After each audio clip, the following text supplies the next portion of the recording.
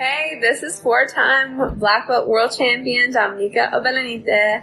If you guys are looking to level up your jiu-jitsu game with awesome jiu-jitsu courses on mindset, strategy, and beyond, make sure that you guys check out BJJ Mental Models Premium. I myself have a course up there, so make sure you guys check it out. Let's get you guys on that next step in your jiu-jitsu journey.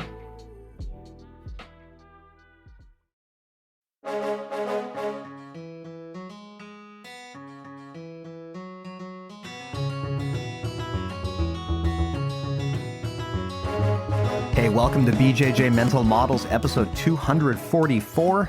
I'm Steve Kwan. BJJ Mental Models is your guide to a conceptual and intelligent jiu-jitsu approach. And today, happy to be joined by Shanti Abelha. How's it going, Shanti? I'm good, thank you. I just came home last night from a little jiu-jitsu training camp in Croatia.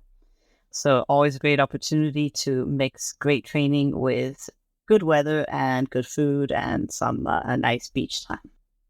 The longer I train, I've started to develop better relationships and better networking with people on the other side of the globe there. I'm here in Canada, and man, I'm kind of jealous because over in Europe and Asia, there's this really cool burgeoning, growing jiu-jitsu scene. And I keep seeing all of these photos of people doing these amazing training camps and castles and on islands and stuff. And I'm always jealous. Yeah, by now we have so many amazing training camps in Europe, especially over the summer, where it's a really good way to combine holidays and some, relaxed time, but also to improve your jiu-jitsu skill. There's a lot of great, both local European coaches, but also some of the bigger names from Brazil and the US that often hold their camps here. So I can definitely recommend that as a good experience for you to come over and, and join in and get to know us. Definitely want to do that. But hey, before we go too much further, why don't you give yourself a quick introduction just so everyone knows who we're talking to?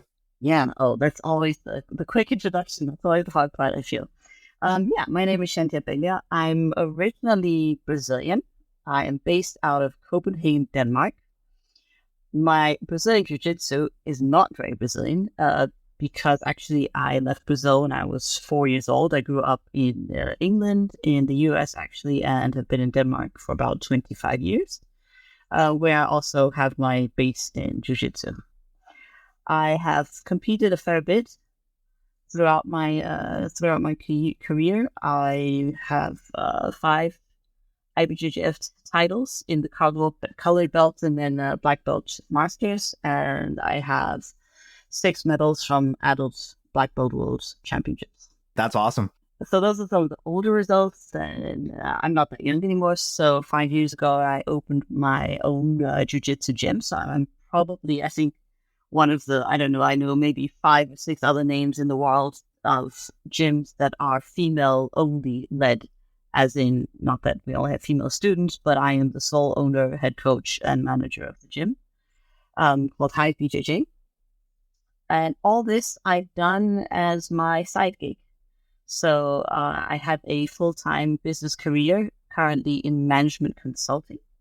So if those of you don't know what that is, I help other companies get in shape, just like in Jiu-Jitsu we get in shape. I help companies get in shape by improving their performance, maximizing their potential, through leveraging people, processes, data, and technology. So that's what I actually do. And then the jiu-jitsu is just for fun. That's funny because it sounds very relatable to me. I've said so many times on the podcast here, for me, jiu-jitsu kind of started as a hobby and it's very much become an ingrained part of my life. But unlike a lot of people, it's not my full-time job. I'm not a gym owner or a full-time instructor or anything like that. For me, jiu-jitsu is that third place I go after work or on the weekends to get some exercise and see my friends and, just have some fun. And a topic that you had discussed, which is very near and dear to my heart, is how do you continually develop skill and get better when you just don't have that much time to put onto the mats? When I was younger, it was a lot easier to put a ton of time onto the mats. I remember at some point I was basically going to the gym twice a day, 7 days a week, because I just didn't have anything better to do.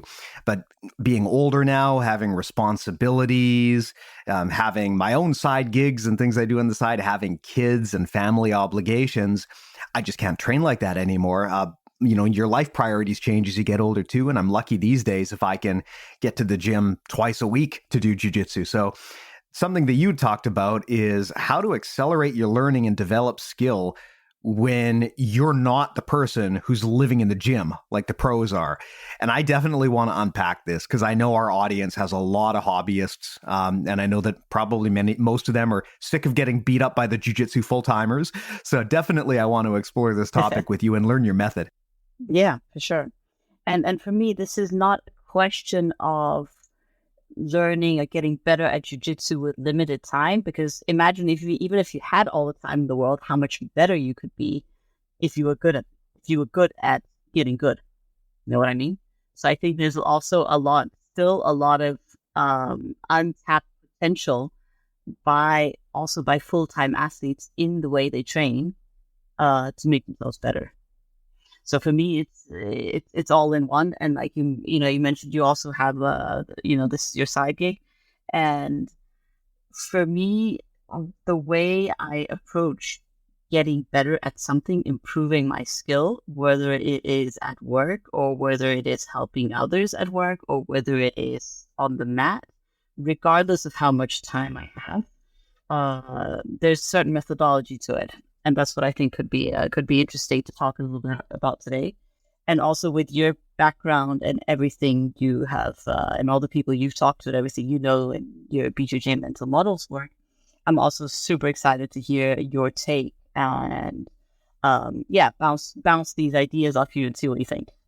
Well, let's do it. By all means, let's get going. So unpack the method. And I guess the first question I have is how much of this stuff is specific to sport development or things that are only applicable to jiu-jitsu versus things that you actually picked up from the day job or picked up from other areas of life? I mean, management consulting is a field that is very much about high-level strategy. And I would love to know, is this stuff applicable or generalizable to other domains, or is this stuff just something that's only relevant to jiu-jitsu?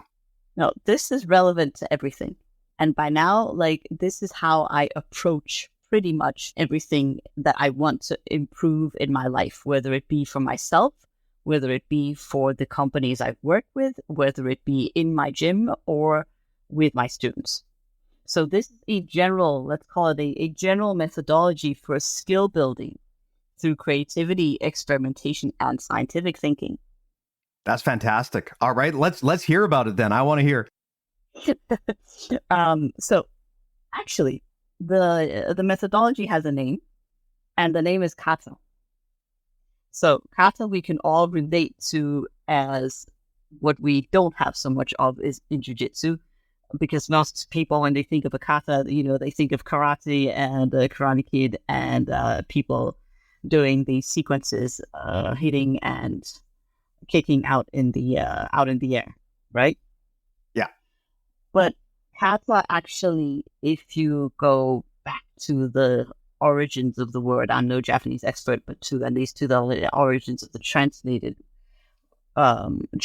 word, it's a system of training exercises, or it's a training pattern.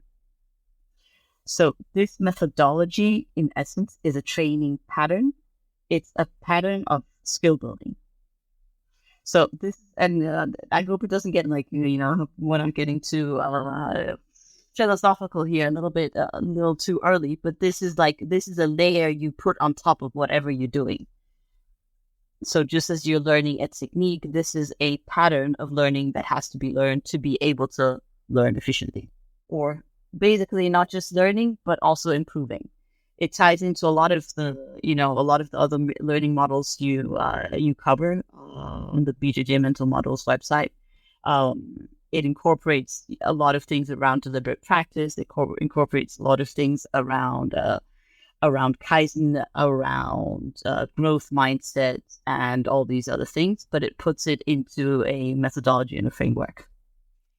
Interesting. And so just to confirm, this is, again, not a martial arts specific thing, but it's just a general practice method that I guess you can apply to anything, right? Yes, it's a general practice method and actually comes from the business world. Some of you who may work a little bit in business may have heard of something called, lean methodology, which comes from the car making company, originally Toyota, which is about making processes and businesses more efficient and effective. At some point, people started trying to copy all that into the Western world, failed horrendously because they were basically copying techniques. So they were basically looking at the instructional, the technique.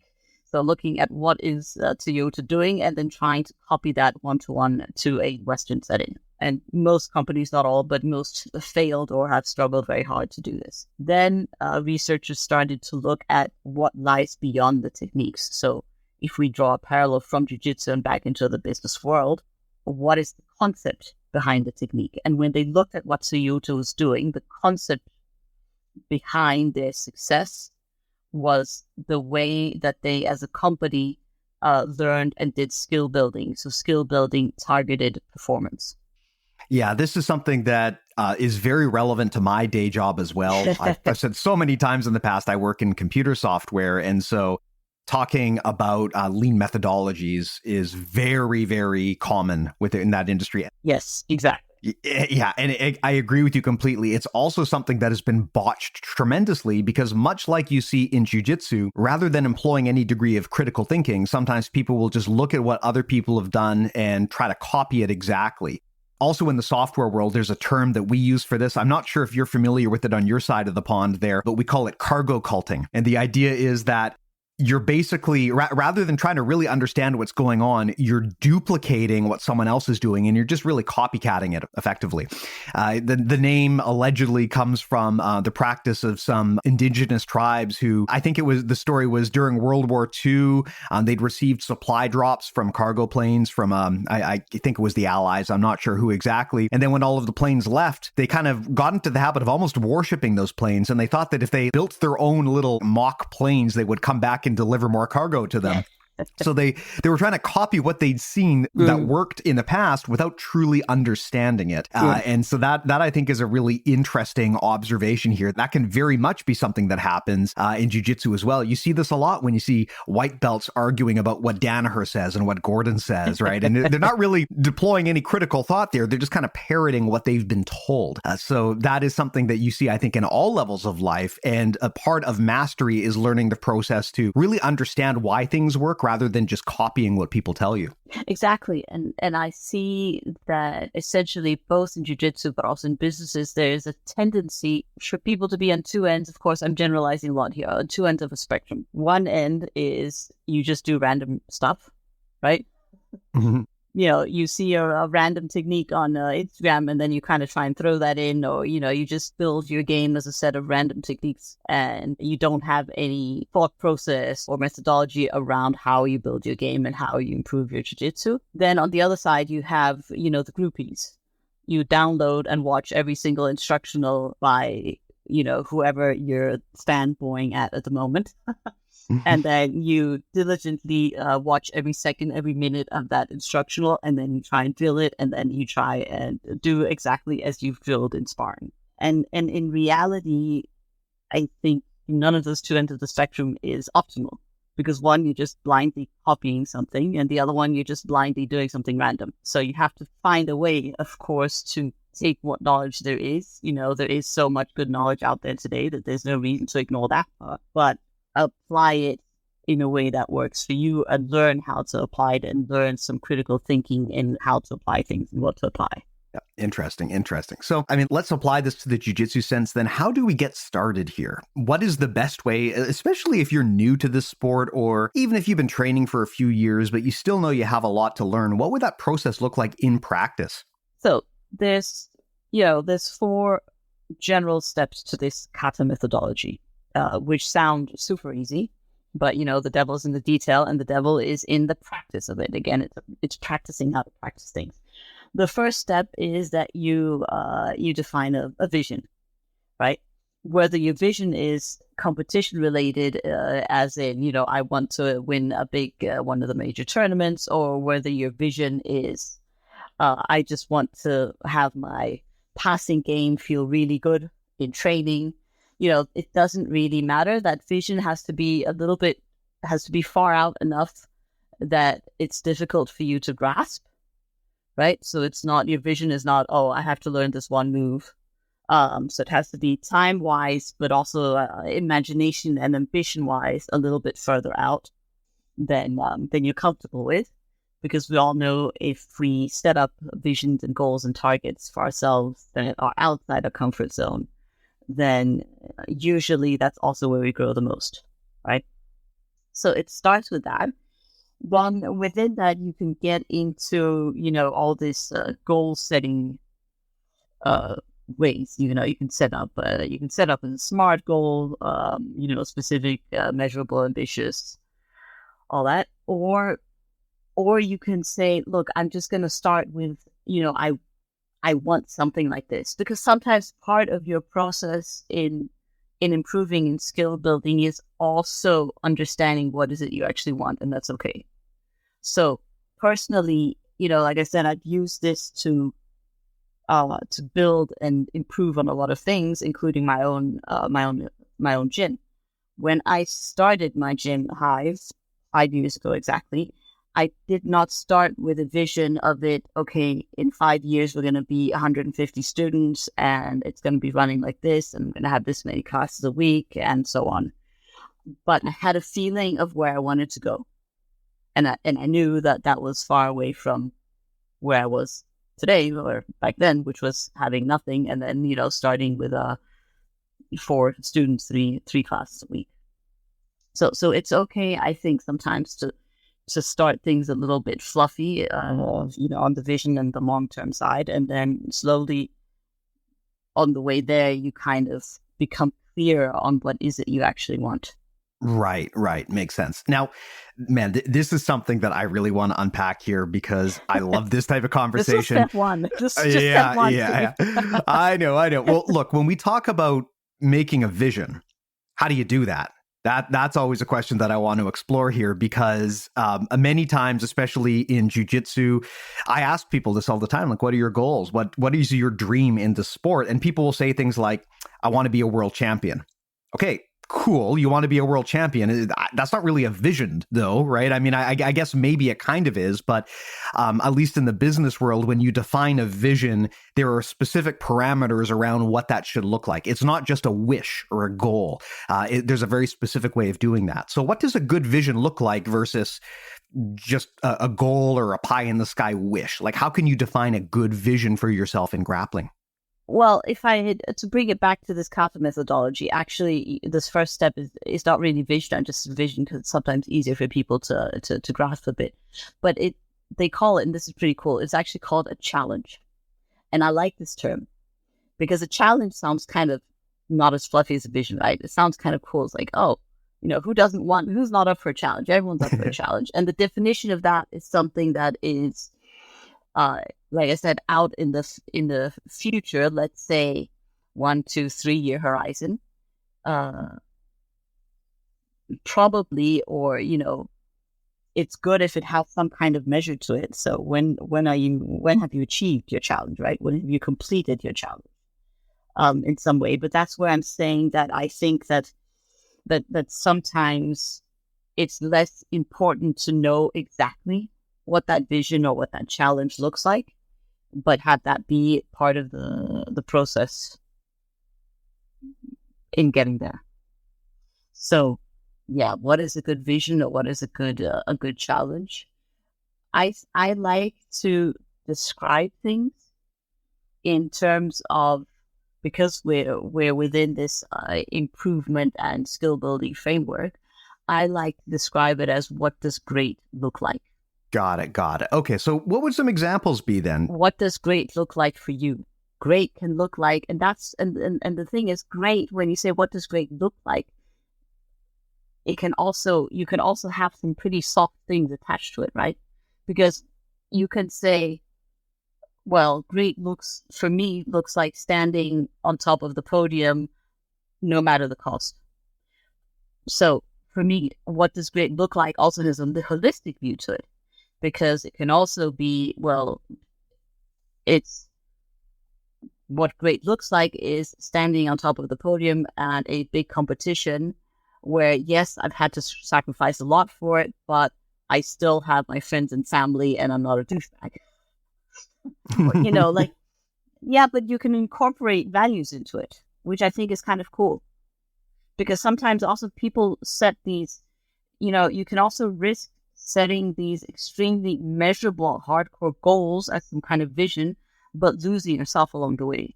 And when talking about jiu-jitsu, or even when talking about other things, you know, it's important to have that aspect with you because you're still a person. You're a person going there. So there's going to be other things that matter to you, whether it's your values or whether it's, you know, other commitments in life that matter to you. And for me, that's also part of your part of a goal setting. And if we're talking, especially if we're talking about people on a recreational hobby level, you're going to have to take that into consideration when setting up your vision or your challenge for jiu-jitsu. Because you can't say, oh, I want to stand there on top of the podium and it doesn't matter if I have to quit my job and leave my family to do so. Then you're not a recreational hobbyist anymore. But you can still say, hey, I want to stand on top of this podium at a big competition, or I want to be on the podium at a big competition, but respecting other things in my life as well. And that's going to be part of your journey, understanding how to make that happen.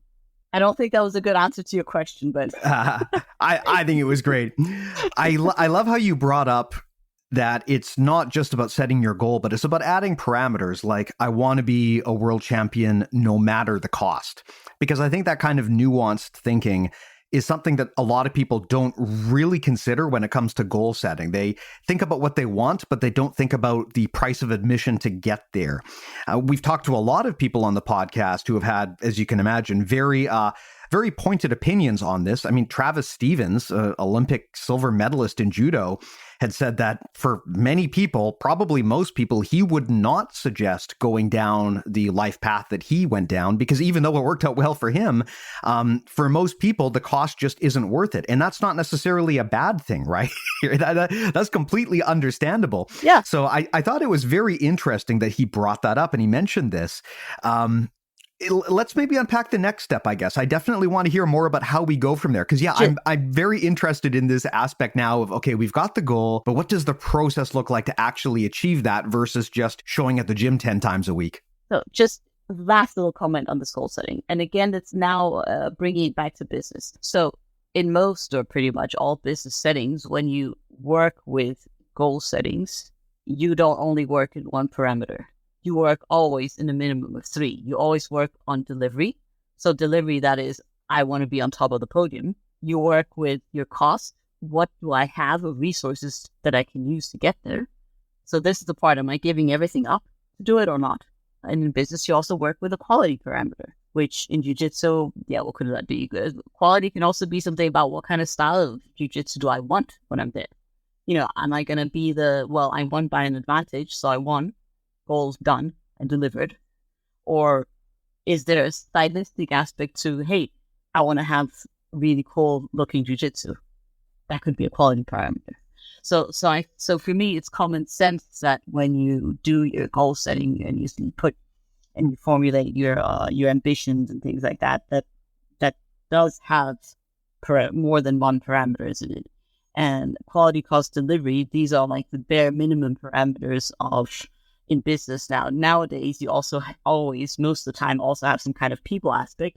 Like, hey, are we going to feel good along the way or not? You know, you have a sustainability aspect in many businesses as well. So, yeah, I think it should be a given that you have to consider these things in your in setting your ambitions and goals and challenges. Okay, that was step 1. Next step is looking at where you are now and understanding where you are now. And again, we're gonna stay a little bit with this parameter talk, because that's why also it was important to to wrap that up in a good way in step one, defining your challenge or ambition. Because understanding where you are now is not a question of understanding, oh, well, I lost the first round in my, or I lost in the first fight in my last competition. That only covers one parameter. So understanding now is actually understanding the conditions that you are in now. So that's everything around the parameters. That's everything around how you train. So here you would map out, how often are you training, but you would also map out how good is the quality of the training you're getting. You'd also map out, am I resting enough? Am I getting enough nutrition in? So where am I today around anything that is related to this? That would be your second step is understanding your current conditions. So this kind of self-reflection here, is this something that you generally recommend people do on their own, or is it helpful? I mean, you, of course, are a management consultant in this area. So during your day job, people bring you in for that outside perspective. Is this something that is often best done with the help of an outside perspective, or is it something that people can relatively harmlessly do by themselves? That's a good question. It depends on your level of self-reflection. Yeah, I mean, on the one hand, it's always good to have a coach, not just jiu-jitsu coach, but a coach around things like this or a friend to bounce ideas off, because other people, no matter how good you are at self-reflecting, how good you are at understanding yourself and things around you, people are all around you always have a slightly different perspective, whether they know you or not. Some people just have that ability to ask those super annoying questions or point those things out that you don't want to hear. Yeah, definitely. I mean, and that I think is where having a coach or a mentor can come into play, right? It can be hard to do. I know a lot of people don't like making themselves vulnerable and showing the side of themselves and kind of exposing both what's good and bad about their personal self-assessment. People kind of have this natural tendency to try to conceal the bad. This happens a lot actually on our premium rolling review service, where, people get life-changing and game-changing benefit out of submitting videos to our team for review. But for many people, the hardest barrier is just getting them to do it in the first place because they're afraid to, right? They don't want to record themselves rolling, especially if they're not just wrecking shop and winning all the time. And they don't want to have a professional high-level black belt take a look at that and give feedback. People are kind of afraid to do that. And that kind of fear is very self-limiting, but we do see it all the time. So for me, kind of one of the things that we're always trying to do is we're trying to explain to people that you've got to get over that fear, because just like how you were probably terrified the first time you showed up to jiu-jitsu, once you get over that fear and you show that vulnerability, it allows people to help you fix those weaknesses. And you can't do that if you're trying to hide your weaknesses all the time. People who have, now I'm going to be very direct. I'm a fairly direct person. I try to be sometimes diplomatic, and sometimes I just cannot be. Like, if you have that mentality, you're just not going to get better very fast in general. That's tough. Because if you have that mentality, that also shows that you're not going to be the one trying new things in training because you don't want to mess up and get your guard passed. So just by someone saying, oh, I'm afraid to film or send my videos into someone who's good to look at it, to get feedback and get help, already that tells me that you're not even ready to receive help, actually, and you don't want it. If you look pretty much throughout business, throughout jiu-jitsu, people who get really good, they all have mentors. They all know and understand their mistakes, and they're not afraid of them. Because you're going to make a lot of mistakes. And actually, this whole methodology, we'll get to it. The last step is about making mistakes. So, your listeners, if you don't want to make mistakes, this is not for you. I hope I didn't now everyone will tune out. No, this is something we've talked about many, many times on the podcast. Josh Waitzkin, the author of The Art of Learning, has called this investing in loss. The willingness to put yourself in a bad situation so that you can get better. Jiu-jitsu itself is a great example of that. It is interesting to me that sometimes people are afraid to show their vulnerability while at the same time they're willing to train jiu-jitsu. Because jiu-jitsu, in a lot of ways, is the ultimate example of being vulnerable. You're going to get your ass kicked a lot, especially when you first start. So in order to even get to blue belt in jiu-jitsu, you have to at least be willing to look bad in front of other people to some extent. That's, I think, part of the reason why people always claim that jiu-jitsu can make you humble. I don't know to what extent I truly agree with that, but I think there is some truth to that argument in that sense. So yeah. I think that it is definitely a requirement. And I mean, I would say this to anyone out there, if you're one of the people on Premium and you're not using the rolling review service, like really you should. You absolutely definitely should start submitting stuff there, and you will be shocked at how quickly that level of feedback changes your game. It's just something that not enough people, I think, are willing to approach, because there's always an excuse, right? There's always, well, I just don't want to show my weaknesses like that. I'm not comfortable. Or sometimes people will put the locus of control on someone else and they'll say, well, that's not normal behavior in my gym, and I don't think my coach will like it if we record footage. And people, when they say that, I know they didn't ask permission or anything. They're just assuming, right? They're looking for an excuse. Yeah. And you will see this in the business world as well, where people will make a ton of excuses for why they can't change, or they'll always have reasons for why they have weaknesses or vulnerabilities or why mistakes were made. But sometimes you have to lean into those mistakes. You can't fix a problem if you're always trying to paper over it and make it look like it doesn't exist. No, exactly. And in the end, your successes will come from fixing your mistakes, basically. Yeah. Success is just like troubleshooting and problem solving all the time. So let's walk through the next step here now. What is I believe the third step now of the model here? What does this look like? So next step is you establish, again, we're putting it in terms of different parameters, right? So we had the current condition as a second step. The third step is you establish what we call a target condition. So this is a target on the way to your big ambition or challenge or vision. And again, it's a target condition. So it's not just, oh, my big ambition is to be at the podium at one of the major tournaments. So my target condition is to do it at a smaller tournament. No, we're still around all these different parameters of what does it look like when I'm there. Not just what it looks like when I'm there, but what does the conditions around it that made it happen look like. So if it is something around winning a medaling at a smaller tournament, let's say in a few months, it would be like, okay, then I've been dedicating myself I've been present in my training 3 times a week. I've been mentally present in my training 3 times a week. Some people are just on the mats. Some people are not mentally there. They're just physically there. I've followed my nutrition. I've slept well. I've done my strength and conditioning. So it's everything that it takes to reach my goal. So again, this also requires some reflection about what does that look like? What does it look like to be there? What kind of life do I have to be able to reach that small goal? It can also be, now we're just talking about, winning tournaments, but you can also use this to improve some area of your game. Let's say you have a really good guard, but you have 0 top game. So maybe you have your step 1, a big ambition or vision would be to, hey, I just want to be really, really good on top.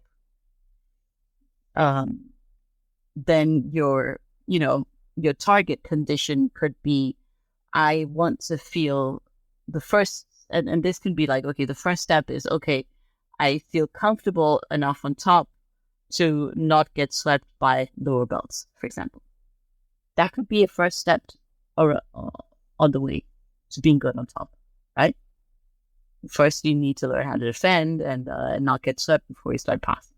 So that can also be a target condition. So it's just to show that this can be used in a variety of scenarios.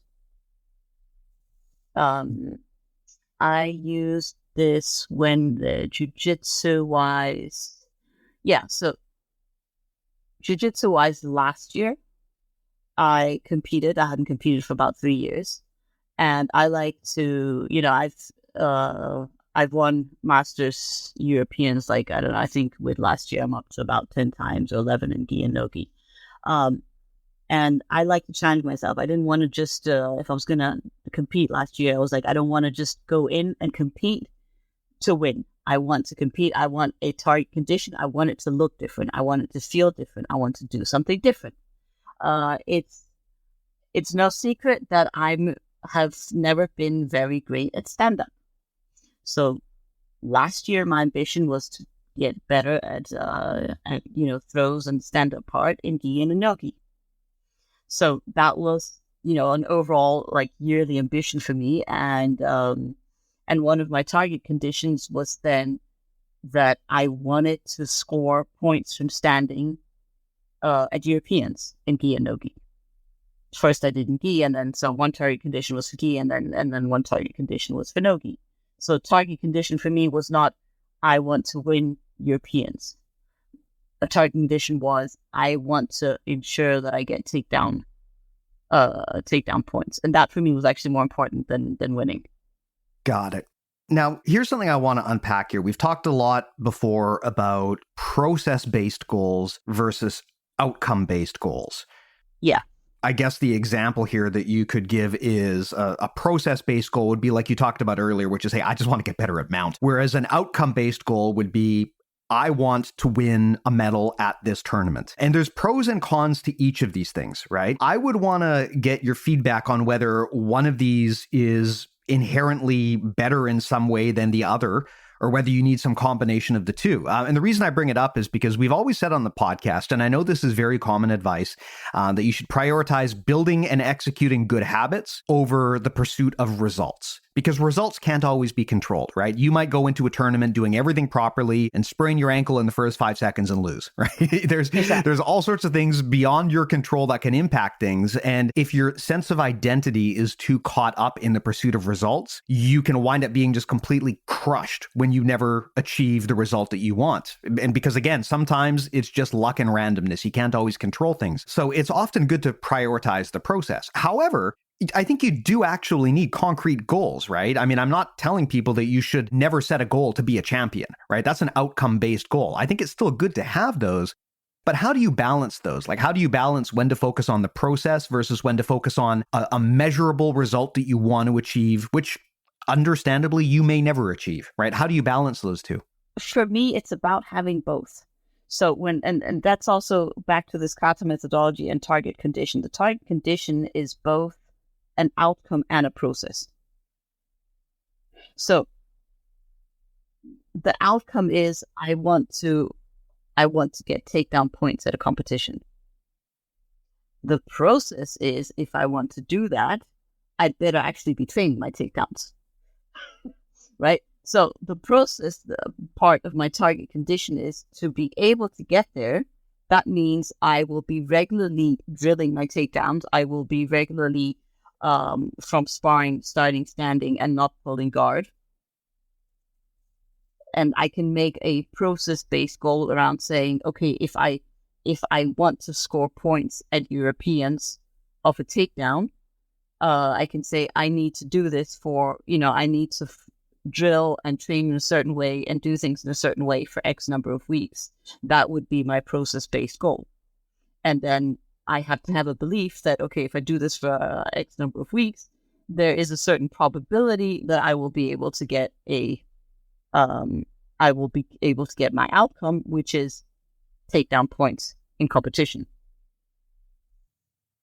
So for me, the two things go together because I think it's important to have a reason or a why are you doing this in a specific way. So the process has to give you something.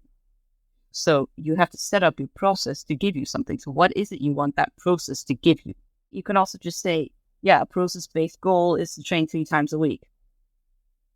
Yeah, great. But that's that end of the spectrum that I was talking about, that, okay, you're training 3 times a week, but you're just showing up and doing random stuff. Yeah, absolutely.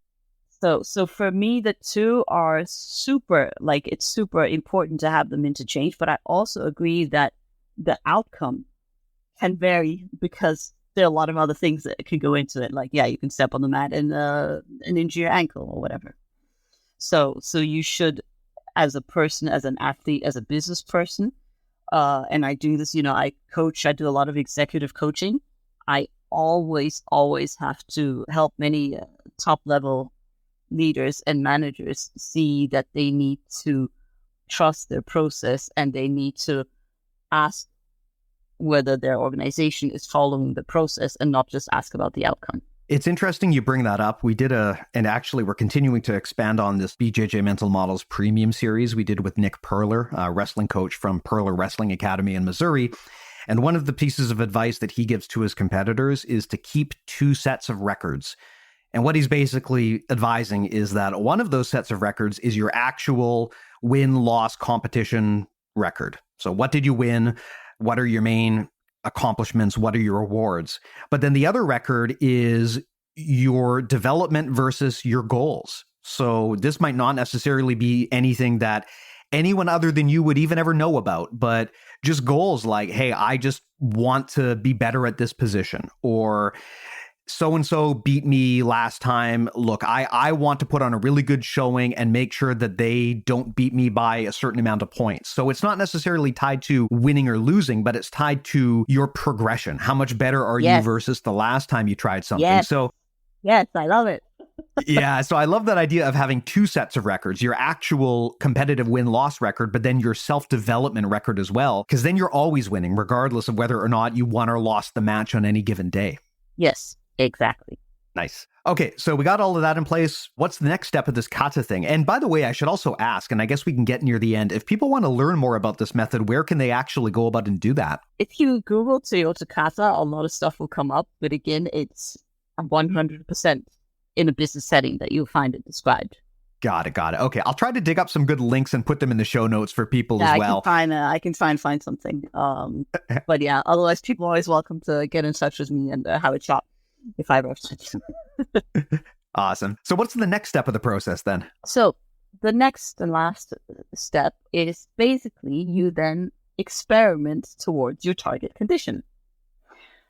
So let's say you know that your target condition, so your process goal in this, for me to get the 2 takedown points is that, okay, I have to find some takedowns that actually work for me. And I have to find out how I find more time for drilling takedowns. That could be because there's a reason why your process is not like that today. So there's a reason why I'm not drilling takedowns 3 times a week and not starting from standing in all my rounds. So every outcome has a process, and every target outcome and target process has some obstacles or some reasons why you're not there yet. And those are the ones you then have to figure out and say, okay, what am I going to try and do to make this better? So on the technical side, it could be like, okay, I need to let me find 2-3 takedowns and start experimenting with them. On the structural side, as in, okay, I have to schedule in more drilling sessions. Let's see if I put them in at the end of class. How does that work? Now, the thing is, and this is why the cool part about there's both a creativity element to this. So there's both a like, okay, what am I going to do to try and figure this, do things differently? Because in essence, everything about skill building is about trying to do things a little bit differently or a little bit better. Together with the structured approach, which is I have to force myself to evaluate this. Is it working or is it not working?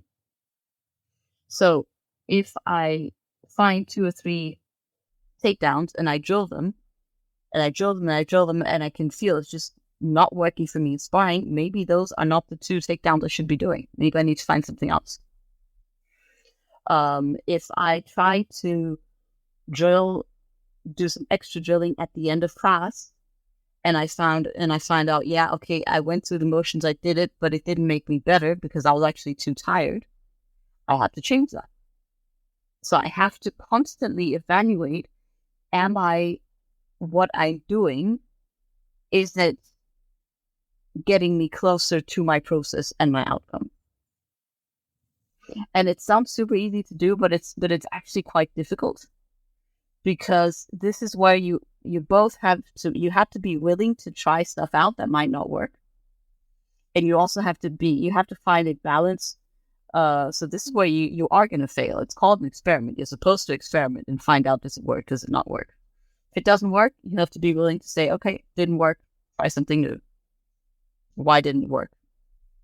What can I try that's going to make it better? So you have to be willing to go there and try stuff that may or may not work. And you have to find the right balance between being stubborn and understanding when this just is not working, right? So, of course, maybe if you drill something twice, that's not quite enough for you to see if that technique's good for you or not. But if you've been drilling, consistently for several weeks and you're still not getting it to work a single time in sparring, then maybe you just need to find another technique that's better suited to you. Yeah. It's interesting. A lot of what you're talking about here is this pursuit of continuous improvement and progress. Now, you'd already talked about Kaizen earlier. In our industries, Kaizen, like you said, it's this concept that came originally from Toyota's lean manufacturing system. But the idea is it's less about creating some giant plan so that you hit the exact deliverable on the exact date that you intended. And it's more about just making sure that you're always consistently, continuously improving. And the pursuit of continuous improvement is more important than any one individual win. Where this has materialized itself in like the technology industry, for example, it used to be the case that if you wanted to build and launch something, you were expected to create this big, giant, ridiculous project plan with tons of spreadsheets and tables and Gantt charts. And the idea was you plan out the next 1 year in advance perfectly and everything gets delivered on the exact date or everyone's fired. That's basically how it normally was expected to go. And it never went that way anyway. It never went the way that you expected. Yeah. So that was one thing that people kind of messed up, I think, because nothing ever goes according to plan, right? You can create the best plan in the world, but nothing is ever going to go according to the plan that you put forward. It just doesn't work out that way. There's too much variability in work, and there's also too much variability in jiu-jitsu. So the idea was to move more towards this system of continuous improvement, also known as Kaizen, because again, this comes from Toyota. And the idea is you're building a process of just making sure that you're always continuously getting better no matter what. That to me is one of the super exciting things about learning jiu-jitsu is just building that kind of laboratory so you're always improving and always getting better. Yes. And the Kaizen is like part of this kind of, right? So the last part of it is this is just a structured continuous improvement, because you're very specific around what is my process goal here? So what am I trying to achieve? What am I trying to get better at? And you're very specific around how you're doing that. But in that way, it's also, and then I'm taking small steps toward it every day. I think for me, the difference, because I worked, again, because of my background, I always, in jiu-jitsu and in business, worked with Kaizen. I was always every day trying to do something a little bit better. There where I feel the Kata framework helped me a bit was, if we go like 10 years back, I had a couple of training partners, female black belts as well, who had really good spider guards, and I didn't have a spider guard. And everyone I competed against pretty much had a good spider guard. I felt that I needed to have a good spider guard, so I was like, I am going to improve my spider guard. So continuous improvement. I started drilling spider guard every day, but I just wasn't getting there. And was I improving? Yes, I was doing small, very small, tiny incremental improvements. But in the bigger picture, I didn't really have a why did I want to learn spider guard in that way? Except that, well, everyone else kind of was, and it felt like I should, kind of thing. So my target condition, it was not, specific enough around it, and my experiment and feedback around it was horrible, because I wasted 3 months and I never got good at it, because it just, we have variables in jiu-jitsu, and some of them are body types and some of them are, the way you learn or the way you understand things. And to this day, I do not have an amazing spider guard. I have an okay spider guard. I'm pretty good at teaching it, but pure, double sleeve grip spider just is not my thing. And I spent way too long back then just continuously improving a spider guard that I just shouldn't have tried to go after as my A game. And I should have much sooner seen that, okay, this experiment of getting good at spider guard is just not working. Yeah. That's something that a lot of people talk about here on the podcast, is just this need to make sure that, look, you're not just trying to clone someone else when you're setting your goals. Ultimately, we're all very different. And there are going to be some things, some techniques, some strategies that just naturally gravitate to you. And you ignore those at your own peril, right? That's just something to bear in mind. If you are ignoring what your body is naturally good at, I mean, that could be a hard skill cap for you at some point. Yeah. Yep, awesome. So maybe just to recap, just for the listeners and for the people who are, I don't know, trying to work while they're listening to this, let's do a bit of repetition to make it easier. What are the 4 steps of this model again? So the 4 steps is you start by setting yourself a long-term ambition or challenge. It has to have some parameters in it. So the parameters could be centered around what is it, but could also be centered around what are you willing to sacrifice to get there? How does it feel when you're there? Then you understand your current conditions. So what is your current process? And your current way of working, your current way of training and doing things on the path to that ambition. Then you set yourself a smaller target or a smaller target condition that is on the short term. Let's say it can be everything from a few weeks to several weeks, but still something that's on a short term horizon. Again, that has to be parameter based. So this is where, in other terminology, you would put a process goal, but also an outcome goal. So the process that you have, the routines that you have around your training, for example, if you do it right and the stars align on that day, it should also give you the outcome that you want. Then you find out what is it that's preventing you from doing that today. So what's preventing you from following that way of working, following that process today. And you do experiments along the way to try and get closer and closer to your desired process and thereby your desired outcome. Got it. Man, this is an awesome chat, Shanti. We're getting close to an hour here. Was there any closing thoughts or things you wanted to talk about which we didn't have a chance to bring up yet? So much and so little, most. You can always one. No, I think this was just a very short introduction and overview to it, but I hope that whoever's listening got something out of this and maybe is a little bit curious at seeing how they can apply this framework to their jiu-jitsu or maybe to another aspect of something they're trying to improve and learn. Amazing. Well, hey, if people want to follow you or ask you questions, how can they go about contacting you? Yeah, they are welcome to find me on Instagram at Shanti BJJ, Shanti BJJ. That's my personal, and then my gym's is Hive BJJ. That's probably the easiest place to reach me. Awesome. Well, hey, as I always do, I'll put those links in the show notes to make it easy for people. I'll also see if I can find some resources on the Kata framework and put them in there as well for those who are interested in digging a bit deeper. But in the interim, Shanti, thanks so much for coming by. Really appreciated this chat. By the way, just one more detail for those who aren't already familiar with everything we make. If you go into our show notes, you're going to get a link to bjjmentalmodels.com. That is where you can get access to every episode we've ever made,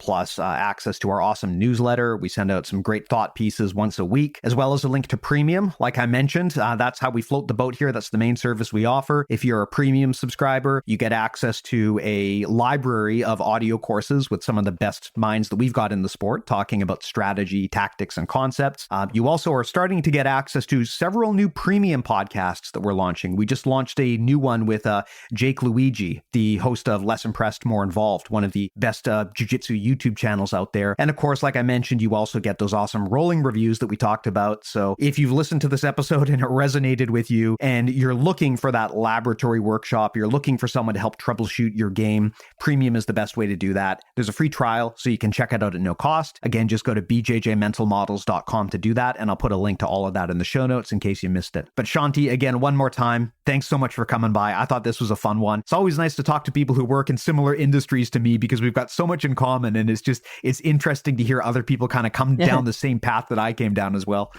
Yes, for sure. Thank you so much for having me. It's been a pleasure to get to talk about this. Most welcome. And thanks to the listeners as well. Always appreciate hanging out with you folks every week. We'll talk to you next time. Take care.